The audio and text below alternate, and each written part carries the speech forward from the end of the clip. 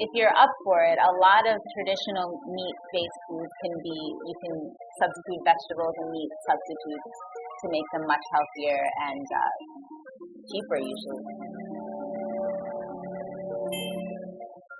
Hello, welcome back to Circee Health Pod. Today, I'm going to take the host and have her talk a little bit more about this particular subject, which many of our followers, as many followers as we have right now, have asked us because veganism and whole food plant-based is something that people struggle with, and they say, what do you eat on a daily basis?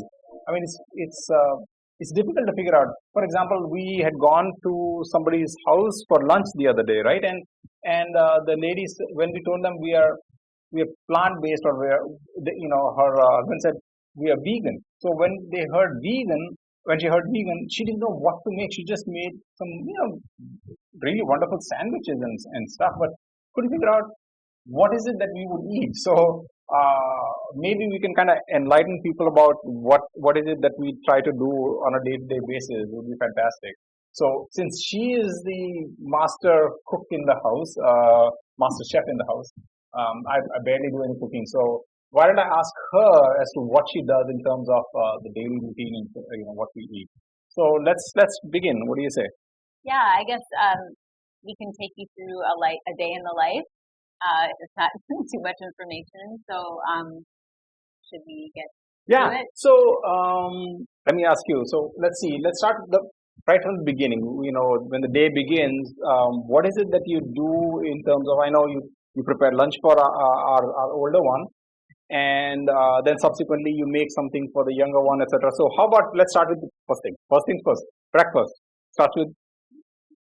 So actually, I'll even go before breakfast and say at 6 when our alarm goes off because of school, we start getting our older one ready for school. And while he's showering and everything, I'm usually in the kitchen preparing his breakfast, which is pretty simple. He ends up having 4 meals a day because he has breakfast here, lunch at school, lunch here, and dinner. Anyway, I digress. So for something quick and easy but still a good nutritional content, our older one has a full glass of chocolate soy milk. Soy milk, as you've probably heard me say in many other videos, don't have to worry about soy and causing cancer and causing boys to become women and all this crazy stuff. It's an excellent source of fiber and protein, and add a little bit of chocolate to make it more palatable, and he can't wait to have his chocolate milk every morning. And then just to add to the chocolate milk, usually I'll pack him a banana or a granola bar that he can eat on the bus because he actually has an hour bus ride to school. So that's his breakfast, pretty simple. I'm also working on his lunch at the same time. And I just want to say none of this is very elaborate. This is what we do every day. So this is something that hopefully everyone can do. So his lunch, he has 3 little tiffins. One tiffin I make sure has some kind of protein and grain in it. So a lot of times I'll make him a sandwich with bread that I make at home. It doesn't have to be homemade bread, but I just prefer it that way. And then I usually put some kind of meat substitute on there, whether it's tofu, whether it's vegan meat that will hopefully give you recipes for in the future, plus some vegan cheese on top of that. Again, you can buy vegan cheese, you can make your own, you can just leave the cheese out if that's too expensive or too fancy for you. So that's his sandwich that goes in one of his tiffins. Sometimes I'll do something simple like just store-bought plant-based chicken nuggets, dosa. A lot of times that I've already made the batter the night before, I'll make a couple dosas, put that in his protein container. So that's the first container. Container number 2 is fruit. Simple enough. Apples, grapes, mangoes during the season, lychee. I mean, whatever fruit is available and fresh and in season, that goes in his fruit container. And then in the third container, we put some kind of healthy chip or snacky type thing. So, we're really lucky these days. There's so many different varieties of inexpensive, healthy snacks. So a lot of times I'll put like rice chips or flaxseed chips, which you can buy at really any grocery store. Sometimes I'll put dry fruits like nuts and berries. I've recently found some rajma and chana puffs that have like pani puri flavor. You can also find vegetable chips. So the possibilities are endless. thankfully our kiddo doesn't seem to get sick of what I send to him for lunch, and it seems to be a pretty well balanced meal. One other thing that what about what does he drink? Does he take a fruit juice container or what does he drink in school? Just water. Water is one of the most important things that we put in our body every day, and thankfully both our kids love water. We buy them a fun container, and he's allowed to fill it during the school day. So only water. And then, so that's in the morning. And there's something else that you're missing that I do in the morning, mainly for you. Coffee. So you want to talk about We're that? back to my favorite subject, coffee. So coffee is just such a wonderful thing. More on that in the future. But yes, every morning my lovely husband makes a fresh pot of coffee, and we end up having a second pot later on, usually. For me, I like my coffee black. That's something that has been fairly recent. I've taken after my grandmother. I know she must be proud of me for enjoying my black coffee. That's really the best way to have coffee, to be honest, but it is certainly an acquired taste. It took me several years to get to that point. Doesn't mean I don't like to have sugar and some kind of milk substitute for a treat, but usually it's black. Ajoy takes his coffee, which also was a transition to him from milk. Yes. He takes it with? Yeah, I take it mostly with oat milk or almond milk. I don't like soy milk. Some people prefer soy milk in their coffee, but I prefer it with almond milk. Almond milk gives a more nutty flavor. If you like those kind of flavors, almond milk is really good. Oat milk is the most neutral. So neutral meaning it's the most milk-like. If you want to transition to plant-based, I would suggest getting oat milk, especially slightly thicker kind would be phenomenal. I don't want to put a plug for any companies or anything, but there are some companies that are making really fairly thick almond oat milk, and that comes in pretty well. Yeah, and one thing tip that we did also is if you're looking to transition over from cow and buffalo milk, what you can do is put, if you put maybe a quarter cup of milk in your coffee, put half of that as cow's milk and half of that as oat milk or whichever it is that you want to try. Don't give up, because I know with Ajoy, I used to give him soy milk and almond milk, and initially he was like, "Oh no, I'll just take the regular milk." And what did I do? I did the same thing. So I did the same thing that what she just said. It took me good 3 years, I think, 3 years to transition. So it's not. Don't worry about it. Don't say, "Oh my God, this is not possible." Just keep at it. Try doing it again, and I didn't like it. Okay, I'm going to go back to milk. So I'm thinking about 3-4 years ago when she would add half soy milk and half regular milk. I said, no, don't add soy milk in there at all. I don't like it. I want my regular milk. And this is the truth, And then I tried it again. I was like, no, I prefer my milk. But again and again, when you try it, your taste buds change. And once your taste buds change, you don't. So right now, if you give me coffee or tea, especially tea with milk, there is no way I can have it. I cannot have it. It's just too creamy and too rich for my taste buds. So I prefer it without without the milk. So don't give up hope. Keep at it, especially when you know the health benefits, etc. You may want to continue doing that. And there is a huge topic that we want to cover later on about taste buds changing, the health benefits, the lactose part of it, and your gut flora, which is my favorite subject. So hang on, I will not bore you with those things. Let's go on. Wait, one more thing. I want to say one more thing. Sorry. About the coffee and tea thing. In India, at least up until recently, it was difficult to get to get chai or coffee without milk. But now I think more people are aware, and you can ask for black coffee. You can ask for what I do if we're out somewhere getting chai. I ask for lemon tea. Lemon tea just has sugar and lemon in it.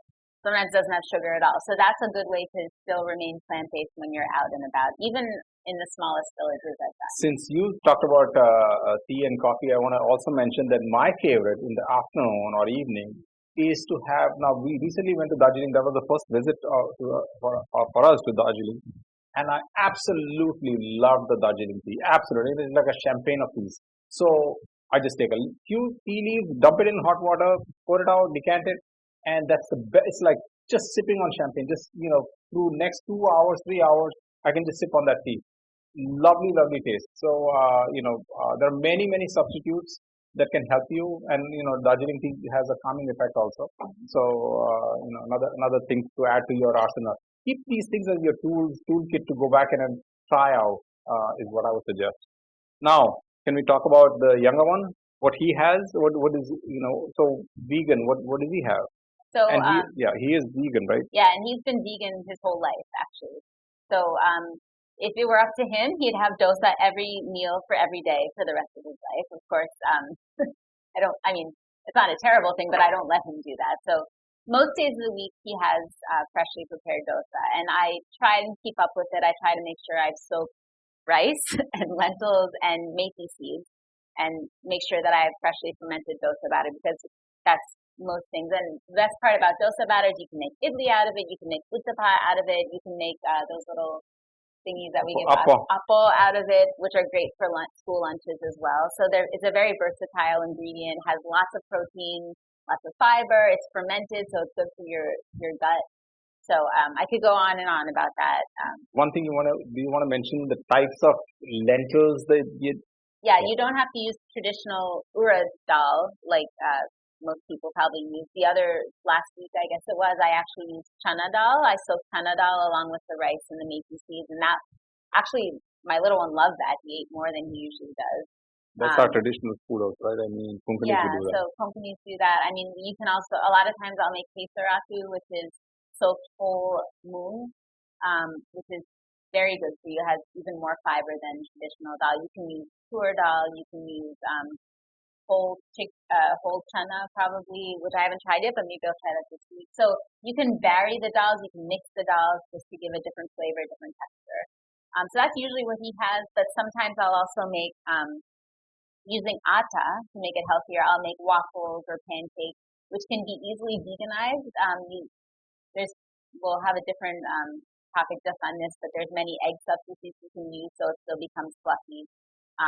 You don't need to have eggs and milk in your waffle batter and that sort of thing, and it still turns out pretty good. We've definitely tricked people into thinking they were not vegan baked things. So another, again, there's many other things we do, but one other thing I want to throw in is besan omelet or chila, besan chila. Kids love that too. Has a lot of protein because of the besan. So easy things, nothing too fancy. All using regular old ingredients. Upma, which is his specialty. He says he doesn't cook, but that's a lie. He cooks just as much as I do. Upma and poha also are good, especially upma because it has no protein. Yeah. So if you just look through whatever you cook traditionally in India and just look at the ingredients carefully, I'm sure you'll find tons of them that have using just plain grains and vegetables, and that's what you just cook with. So I mean, they're inherently vegan. Yeah, they're inherently vegan. So as long as you don't add milk and butter to it, basically you have it. For yogurt, we have found a good substitute for yogurt, but sometimes we skip the yogurt. If something calls for yogurt, many times we just skipped it, and it's fine, believe it or not.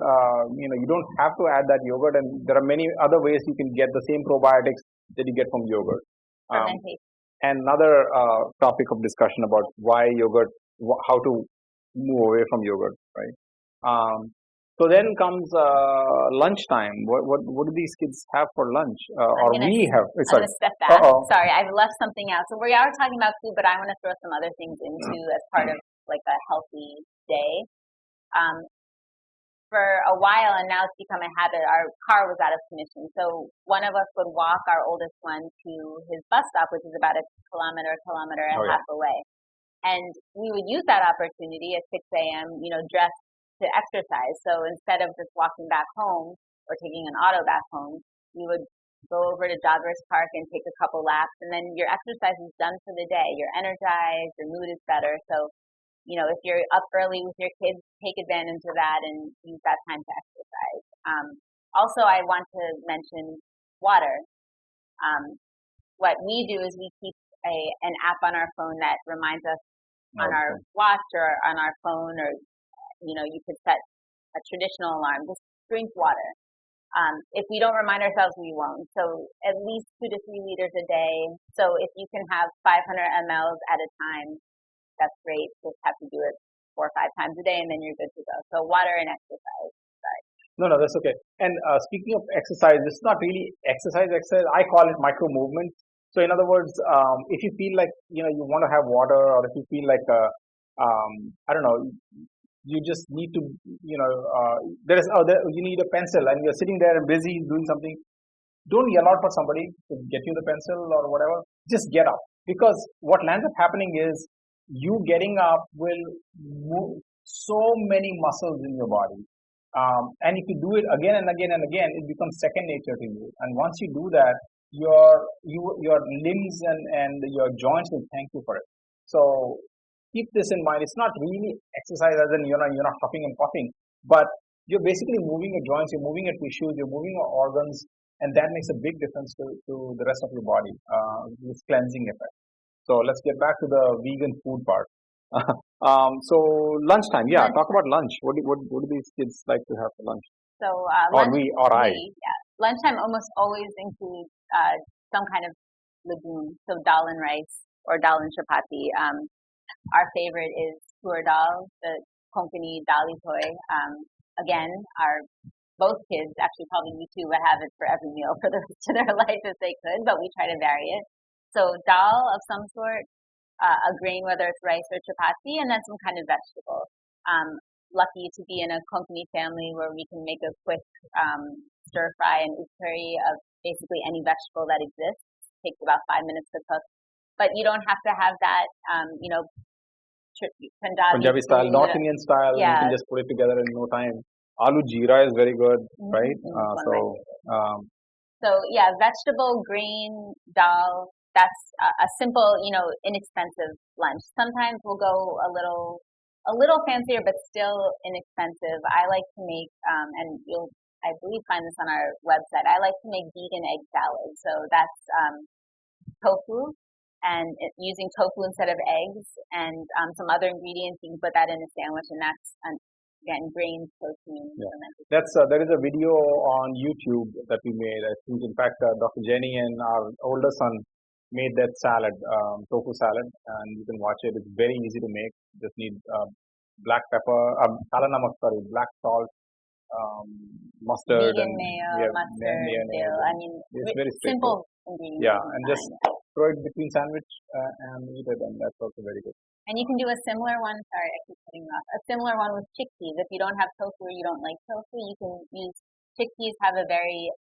Can have an eggy or almost like a fishy flavor if you make it that way. So we'll try to put a recipe for that up too. But that's a great lunch. Well, two other things I want to mention here, and that is, especially if you have any disease condition or an ailment, if you have joint pains or diabetes or heart disease or something, make sure that the amount of lentils and the greens that we talked about, it basically overpowers the rest of the stuff in your plate. So whatever you put in your plate in terms of carbohydrates, like whether it's rice or chapati or something, there should be twice as much vegetables and twice as much grains. I mean, dal. So in other words, maybe 2 cupfuls of dal and 2 cupfuls of vegetables should go. If you have a disease or any kind of an ailment, the disease list you can find on our website, which lists about 30 diseases. We for every one of them we recommend this. But if you don't have it, you don't necessarily have to have so much of it. It is beneficial. So when I'm eating stuff, for example, if I'm having dal chawal, you'll see mostly dal. I take a bowl and I just dump a little bit, like maybe 4 tablespoons of rice, whatever rice, even if it's white rice, and then 2 cups of the dal goes on top of it, so you barely see the rice in there. And then on the side, I just put some vegetables. So that's one thing. The second thing, I completely forgot what it was. Good. Yeah, ma'am, I need some almonds. Next time. Okay. So that's lunch. Yeah, and then evening, is there like a snacky thing that they have, or we have, or when they're? I mean, we eat. Lucky to be in Mumbai, we have peanuts pretty much every day, and all 4 of us love peanuts. We just have them as they are, but you can easily mix them with other dry fruits. You can eat peanut butter with another favorite snack of mine is apple and peanut butter or banana and peanut butter. Try to get the peanut butter or almond butter to give you all the good nutrients and protein, and have it with something sweet. Dates and almond butter, peanut butter is a delicious snack. So those are a lot of times, I mean, just straight up fruit. Again, being in India, you can have seasonal food anytime. Put chaat masala on the food to make it different. Hummus is another use of the chickpea and one of my favorite foods. We always have hummus in the fridge. Very easy to make your own, and there's also a video on hummus that you can see. So I realize hummus itself is expensive, but if you make it yourself, it's actually very inexpensive and tasty. You can make it, modify it to how you like it. So again, our kids love hummus. You can use hummus as a butter substitute on bread, or you can put it as a sandwich. You can dip vegetables in hummus. In the afternoon or after lunch, sometimes the days I feel that, a day after I've exercised intensively, I feel the need to have a little bit more protein. So those days, what I do is I have a bowl of just regular, usually cereal, dump dates, flax seeds, chia seeds, bananas, basically any fruit that is lying around. I just chop it up and throw it in there, and put a little bit of soy milk in it, and mix it up, and it's delicious to have. Some other days I might do a shake. So I take kale. I don't like spinach because it kind of like irritates my mouth. So I don't have spinach like this, raw spinach. I like palak paneer or palak, but not paneer. Palak tofu. So palak tofu, but not the spinach as in raw spinach. But I'll have so raw kale is fine. So raw kale, bananas, peanut butter, and then pea powder. I get pea protein powder. I get, and dump some soy milk on it. And just throw it on the blender, and I have a really delicious, full of protein, full of plant protein. Topic another one where. And don't you feel better instead of having whey protein after drinking? Yes, I do. There's a lot more. You feel you don't feel blah after you have this plant-based protein. So I mean, I actually feel energized. I don't feel like something is sitting in my stomach. I don't know how to describe it, except you try some. I invite any of our audience who had whey protein for a while to stop having that and try this thing, and you'll notice a difference in your, I don't know, just heaviness in your stomach. And there are other issues with whey, which I think I have one or two videos on that about whey and BCAA that goes into as a supplement in whey. So anyway, so let's move on. So evening is done. What about dinner? Yeah, dinner. Yeah, and throughout all of this, we've been drinking our water. Also. Yeah. One other snack I forgot to mention is popcorn. Popcorn, as long as it's not drowned in butter and oil, is super healthy, very filling, and actually a lot of fiber, more than I even realized. So, and of course, kids love it too. So popcorn is a great snack. So dinner. So a lot of times we'll have simple, very similar to lunch, dal, chapati, or rice, and some kind of vegetable, one or two types of vegetables. Another common meal in our house is stir-fried Chinese food, so which is very quick and also very inexpensive. Basically, take any vegetable you can find, take some tofu, stir-fry it with a little soy sauce, a little chili sauce, and you've got an entire meal that you can have on its own. You can have it with rice. You can have it with noodles. That's a great, healthy, well-balanced meal. If you're open to trying other cuisines, Mexican cuisine, which again you can make on your own because otherwise it turns out expensive. Mexican cuisine has vegetables and beans, which we're a big fan of as a good protein and nutrient source. Another big thing that big category that I forgot to mention for either lunch or dinner is paratha. With particularly if you fill it with good protein filling like veggie keema or the soya. Small soya granules, thank you, which you can make that with matar with peas, and it's like keema matar paratha. Also, with sprouted moong or other sprouted dals, you can make it in a Punjabi masala and keep that in your paratha. That's a great meal. We have it with vegan yogurt, or we just have it with good achar. What about some kind of khichdi and pulao and biryani? Yeah. So biryani with veggies instead of meat, or with meat substitute, khichdi or halim can easily be made vegan, plant-based. So if you're up for it, a lot of traditional meat-based foods you can substitute vegetables and meat substitutes to make them much healthier and cheaper usually, less expensive. Another one that is one of my favorites, and it's just basically a whole bunch of root vegetables. Cheapest thing you can find. Carrots, turnips, carrots, turnips, beets, sweet potatoes, what else it goes in? Potatoes, onions, celery, no, not as much like roasted, right? So just roast all these things that are the cheapest thing. Cauliflower, those are, inexpensive items, and they're full of fiber, protein, vitamins, antioxidants, just chock-a-block full. Just simply, if you have a toaster oven type thing, just slide it in there, just spray a little bit of olive oil on it, put some whatever spices you like, throw it in the toaster oven. 45 minutes later, take it out, and you basically have the core ingredients of a really good meal. Then you can add quinoa or millets or barley or brown rice or anything at the base. Dump this stuff on top. Hopefully, one of these days we can put a cashew vegan cheese recipe up on the net and dump that on top. Add some more spices or whatever you like, raisins if you like it. I know she doesn't, but you can dump that on top, slivered almonds on it, and you have a phenomenal meal. Full of protein, more protein than a piece of meat. Would you believe? Just root vegetables.